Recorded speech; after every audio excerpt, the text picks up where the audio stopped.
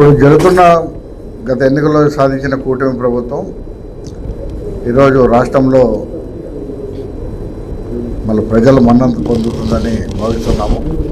ఎందుకంటే అనేక రకమైనటువంటి ఇండస్ట్రీసు అభివృద్ధి చేయాలనేటువంటి ఆకాంక్షతో చంద్రబాబు నాయుడు గారు చేస్తున్నటువంటి పాలన, పవన్ కళ్యాణ్ డిప్యూటీ సీఎంగా కూడా అభివృద్ధిలో భాగం పంచుకోవాలనేటువంటి ఆకాంక్షతోనే వాళ్ళు పనిచేస్తున్నారు. అందులో భాగంగానే ఇండస్ట్రీస్ మన రాష్ట్రానికి తరలి వస్తున్నాయి. నిన్న కూడా మన రాయలసీమ ప్రాంతానికి సంబంధించి జమ్మలమడుగులో అతిపెద్ద జిందాల్ కంపెనీ వాళ్ళు కూడా స్టీల్ ఫ్యాక్టరీ ప్రారంభిస్తూ అదేవిధంగా సోలార్ ప్లాంట్ను కూడా ఏర్పాటు చేయడం జరుగుతుందని ప్రకటన చేయడం జరిగింది. మరి అందులో భాగంగా నిన్న భూమి పూజ కూడా మన ముఖ్యమంత్రి గారు చంద్రబాబు నాయుడు గారి చేతుల మీదుగా జరిగింది. త్వరలో ఆ ప్రాజెక్టు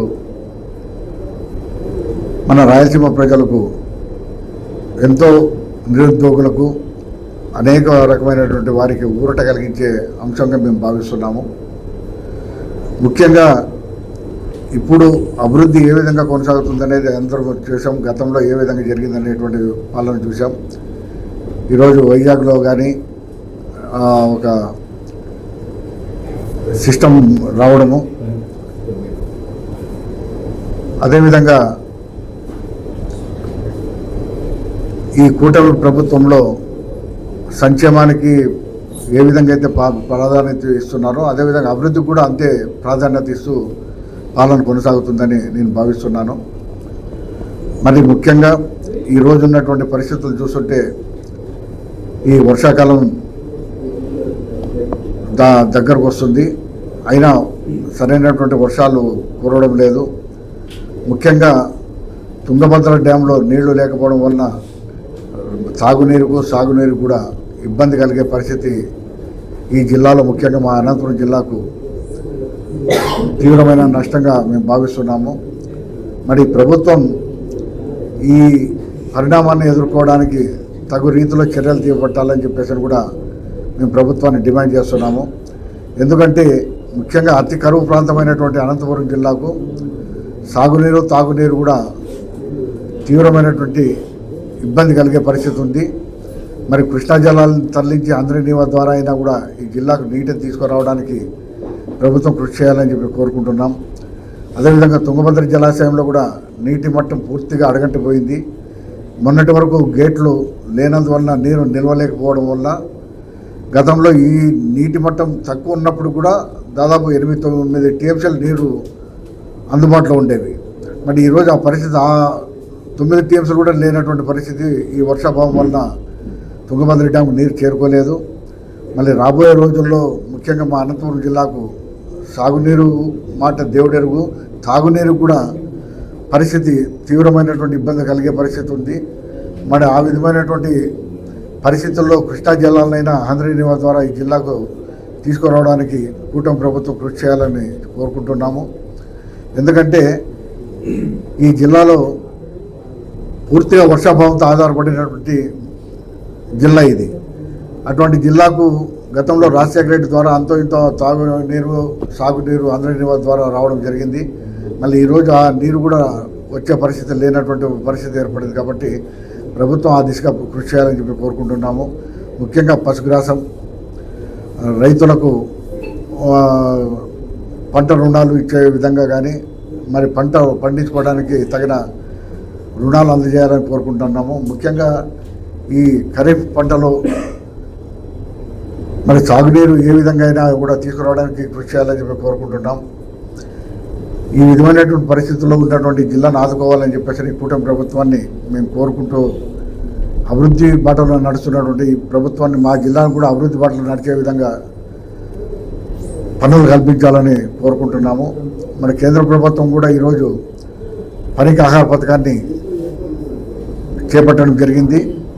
దాని ద్వారా కూడా రైతు కూలీలకు మంచి పని దినాలు దొరికే విధంగా ప్రభుత్వం చేపట్టాలని కూడా డిమాండ్ చేస్తున్నాము.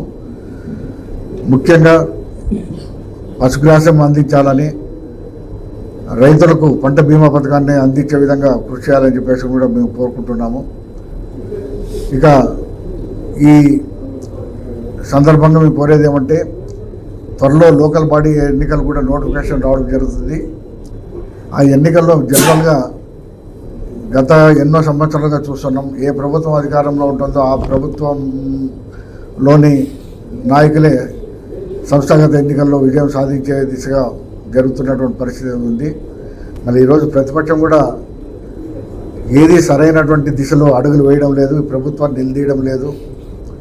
ముఖ్యంగా రాజధాని విషయంలో పూర్తిగా ప్రజలను తికమక పెట్టే ప్రకటనలు రోజు ఒకటి వస్తున్నాయి. మరి ఈరోజు కేంద్ర ప్రభుత్వం గెజెట్ నోటిఫికేషన్ ఇచ్చి అమరావతి రాజధానిగా ప్రకటించింది. మరి అమరావతి రాజధానిలో కూడా పనులు వేగవంతంగా జరుగుతున్నాయని చెప్పేసి కూటమి ప్రభుత్వం కానీ, పురపాలక శాఖ మంత్రి నారాయణ గారు కానీ, R&B మంత్రులు కానీ, మన ఆర్థిక మంత్రి కానీ పదే ప్రకటనలు చేస్తున్నారు. మరి ఆ ప్రకటనలే కాకుండా నిజంగా అభివృద్ధి వైపు నడిపించి రాజధానికి పూర్తిగా రూపురేఖలు తీర్చిదిద్దాలని ఈ 2 ఏళ్లలో, ఇప్పటికే గత 2 ఏళ్ళు గడిచిపోయింది, ఇంకా కాలపరిమితి కేవలం 3 సంవత్సరాలే. ఈ 3 సంవత్సరాల్లో కూడా చివరి సంవత్సరం పూర్తిగా ప్రజలు ఎన్నికల వైపు మాట్లాడే పరిస్థితి ఉంటుంది. కేవలం ఈ ప్రభుత్వానికి ఉండేది కూడా 2 సంవత్సరాలు గడివే. మన కేంద్రంలో కూడా భాగస్వాములైనటువంటి కూటమి ప్రభుత్వం మన కేంద్ర ప్రభుత్వం నుంచి అపారమైనటువంటి నిధులు తీసుకొని వచ్చి పూర్తిగా రాజధానికి ఏ విధమైనటువంటి రాజధానికి కావాల్సినటువంటి వసతులు ఉన్నాయో వాటిని అన్నీ ఈ 2 ఏళ్లలో పూర్తి చేసి ఒక స్థిరమైనటువంటి ప్రకటన కేంద్ర ప్రభుత్వం ఇప్పటికే చేసింది. అమరావతి రాజధాని అని చెప్పేసి డిక్లరేషన్ కూడా ఇవ్వడం జరిగింది. మళ్ళీ ఆ రాజధాని పూర్తిగా మళ్ళీ వేరే ప్రభుత్వం వచ్చినప్పుడు మారకుండా, మళ్ళీ వేరే ఆలోచనలు ప్రజలకు రాకుండా ఉండే విధంగా కఠినమైనటువంటి నిర్ణయాలు తీసుకోవాలని చెప్పేసి కూడా ఈ కూటమి ప్రభుత్వాన్ని కోరుతున్నాము. ఎందుకంటే ప్రతిపక్ష హోదా కూడా లేనటువంటి నాయకుడు రోజుకొక మాట మాట్లాడడం జరుగుతుంది. మావిగన్ అంటున్నారు, విజయవాడ అంటున్నారు. గతంలో ఆయన అధికారంలో ఉన్నప్పుడైతే 3 రాజధానులు అన్నారు. మరి ఏది ఇప్పటి వరకు క్లారిటీగా చెప్పడం లేదు గత ప్రభుత్వ నాయకులు కానీ. మరి ఇప్పుడు ప్రభుత్వం అవలంబిస్తున్నటువంటి వైఖరి పూర్తిగా రాజధాని ఏదో ఒక నిర్ణయంతో ఏర్పాటు చేసింది, దాన్ని అమరావతిగా నిర్దేశించడం జరిగింది. మన అమరావతి కూడా మళ్ళీ మార్పులు జరగకుండా పూర్తిగా రాజ్యాంగపరమైనటువంటి పరిమితుల్లో రాజధాని ఏర్పాట్లు చేస్తున్నారు. దాన్ని ఖచ్చితంగా అమలు చేయాలని చెప్పేసి కోరుకుంటున్నాము. ముఖ్యంగా మా జిల్లా పరిస్థితులు, కరువు ప్రాంతం, నిరుద్యోగ సమస్యతో కొట్టుమిట్టాడుతున్నారు యువకులు. వారందరికీ సరైనటువంటి ఉపాధి కల్పించాలని, వారికి ఏవైతే కూటమి ప్రభుత్వం హామీలు ఇచ్చిందో ఆ హామీలన్నీ అమలు చేయకపోతే మళ్ళీ తిరిగి గుణపాఠం ప్రజలు చెప్పే దిశగా ప్రయత్నాలు జరుగుతాయి. కాబట్టి మీరు ఇచ్చినటువంటి హామీలన్నీ నెరవేర్చాలని చెప్పేసి కూడా ఈ కూటమి ప్రభుత్వాన్ని డిమాండ్ చేస్తున్నాము. ఎందుకంటే ప్రతి ఒక్కరికి ఎన్నో హామీలు ఇచ్చారు. ఆ హామీలన్నీ అమలు కావాలంటే లక్షల కోట్ల నిధులు కావాల్సి వస్తుంది. మన లక్షల కోట్ల నిధులు కావాలంటే దాన్ని మనం అప్పు రూపేణా తీసుకొని వచ్చేప్పటికి ఇప్పటికే మనం అప్పుల్లో మునిగిపోయినాం. కానీ దాన్ని కేంద్ర ప్రభుత్వం మరి ఏ విధమైనటువంటి పద్ధతిలో నిధులు తీసుకొని వచ్చి ఇక్కడ ఉన్నటువంటి అవసరాలు తీర్చడానికి కృషి చేయాలని చెప్పేసి కూడా కూటమి పార్టీ పెద్దల్ని కోరుకుంటున్నాం. భాగస్వామ్యంగా ఉన్నారు కాబట్టి కేంద్ర ప్రభుత్వంలో కూడా మన ఎంపీలతోనే కేంద్ర ప్రభుత్వం కూడా అధికారంలో నడుస్తున్నారు కాబట్టి వారి మెడలు వంచి కూడా మనకు తగిన వసతులను ఏర్పాటు చేసుకోవడానికి, మనకు కావాల్సినటువంటి అభివృద్ధిలో ఏ విధమైనటువంటి సహాయ సహకారాలు కావాలన్నా కూడా వాటిని తీసుకురావడానికి మన వంతు కృషి చేయడానికి చాలా సులభమైన మార్గాలు ఉన్నాయి. కాబట్టి కేంద్ర ప్రభుత్వం కూడా పూర్తిగా మనకు సహకరిస్తుంది. గతంలో నరేంద్ర మోడీ గారు ప్రతి రాష్ట్రానికి ఏ విధంగా అభివృద్ధి చేయాలనేటువంటి ఆలోచనతో ఉన్నారో ఆ విధమైనటువంటి ఆలోచనలతో మన రాష్ట్రాన్ని కూడా అభివృద్ధి చేసే విధంగా దిశగా ప్రయత్నాలు కొనసాగించాలని కోరుకుంటున్నాం. మావిగన్ అనే ఇప్పుడు చెప్తున్నారు, గతంలో 3 రాజధానులు అని చెప్పి ఎలక్షన్లు పోయినాడు. మరి ప్రజలు ఏ విధమైన నిర్ణయాన్ని నిర్దేశించారో మనం చూసాము. ఇప్పటికైనా ఒక క్లారిటీ అనేది నాయకుడికి ఉండాలి. ఆ క్లారిటీ లేకుండా గతంలో 3 రాజధానులు అన్నాడు. కానీ మళ్ళీ ప్రభుత్వం మారిన తర్వాత చంద్రబాబు నాయుడు గారు గతంలో అమరావతి అన్నాడు. అక్కడ నుంచి రైతులు ఎంతో సహకరించి లక్షల ఎకరాల భూమిని మరి రాజధాని ప్రాంతాన్ని అభివృద్ధి చేయాలనేటువంటి ఆకాంక్షతో రైతులందరూ ఇవ్వడం జరిగింది. మళ్ళీ ఆ రైతుల్ని గత 5 సంవత్సరాలుగా ఎంత ఇబ్బంది గత ప్రభుత్వం పెట్టిందో మనమంతా చూసాము. తిరిగి మరి ముఖ్యమంత్రి అయిన తర్వాత చంద్రబాబు నాయుడు గారు మళ్ళీ అభివృద్ధిని అమరావతిలోనే చేస్తామని చెప్పేసి చేయడం జరిగింది. కేంద్ర ప్రభుత్వం నుంచి కూడా డిక్లరేషన్ తీసుకొని వచ్చి రాజ్యాంగబద్ధంగా అమరావతిని రాజధాని అని చెప్పేసి ప్రకటించడం జరిగింది. మరి తిరిగి మరి ప్రతిపక్షంలో ఉన్నటువంటి వాళ్ళు ఈ విధంగా మాట్లాడడం సరికాదు. ప్రజల్ని మభ్య పెడుతున్నారు, అయోమయ పరిస్థితుల్లోకి నెడుతున్నారు. ఏది మా రాజధాని ఏది అనేది స్పష్టంగా చెప్పలేని పరిస్థితిలో ఈరోజు ఆంధ్రప్రదేశ్ ప్రభుత్వం ప్రజలు ఉన్నారు.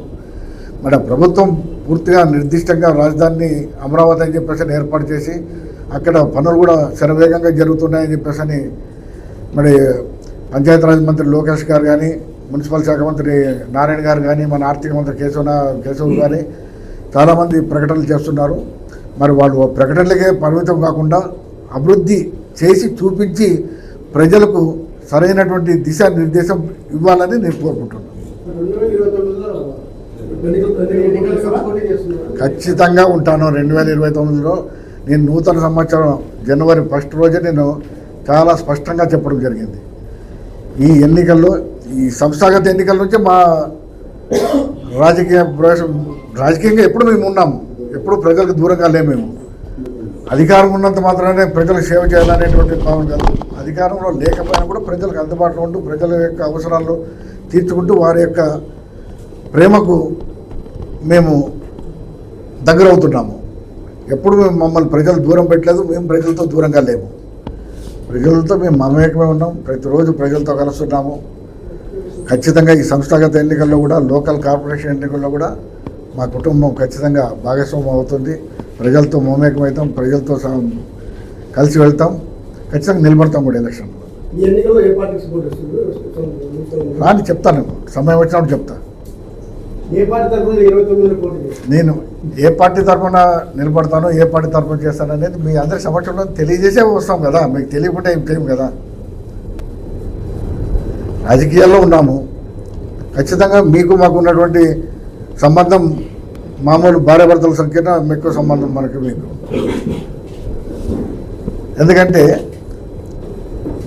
ప్రజలకు తెలియజేసేది వార్తలు మీరు, మీ ద్వారా మేమేం చేయగలుగుతున్నాము, ఏం చేయబోతున్నాం అని చెప్పేసి ప్రజల వద్దకు తీసుకెళ్లేది మీరే. కాబట్టి ఖచ్చితంగా మీకు తెలియజేసి రాజకీయాల్లో ఏ పార్టీ తరఫున ఎన్నికల్లో పోటీ చేస్తాము, ఏ పార్టీకి ఈ లోకల్ బాడీస్లో సపోర్ట్ చేస్తామని ఖచ్చితంగా తెలియజేస్తాం. ప్రతి ఒక్కరు చెప్తాం, జనసేనకి వెళ్తున్నామని చెప్తున్నారు. వైఎస్ఆర్ పార్టీ మా పార్టీలోకి వస్తారంటున్నారు, బీజేపీలోకి వస్తామంటున్నారు. చాలామంది సంప్రదిస్తున్నారు. ఢిల్లీ వాళ్ళు కూడా వచ్చి కలుస్తున్నారు మమ్మల్ని. చెప్తా, మా అభిమానులకు చాలా క్లారిటీగా ఉన్నారు. మా అభిమానులు, మా కార్యకర్తలు కాదు, ప్రజలు చాలా స్పష్టంగా ఉన్నారు మా పైన, మా కుటుంబం పైన. గురునాథ్ అంటే ఎప్పుడు ప్రజల వైపు ఉంటాడు. ప్రకాష్ రెడ్డి గారి పైన అత్యాచారం జరిగిందని ఆయన జాయింట్ వెంచర్లో మీరే చంపాలని చూశారు ప్రకాష్ రెడ్డి. ఇలా అసలు హత్య రాజకీయాలు ఉన్నాయంటారా? పూర్తి మా కుటుంబం హత్య రాజకీయాలకు, ఫ్యాక్షన్కు వ్యతిరేకం. నేను వాటి గురించి మాట్లాడదలుచుకోలేదు, మాట్లాడను కూడా. ఏ పార్టీ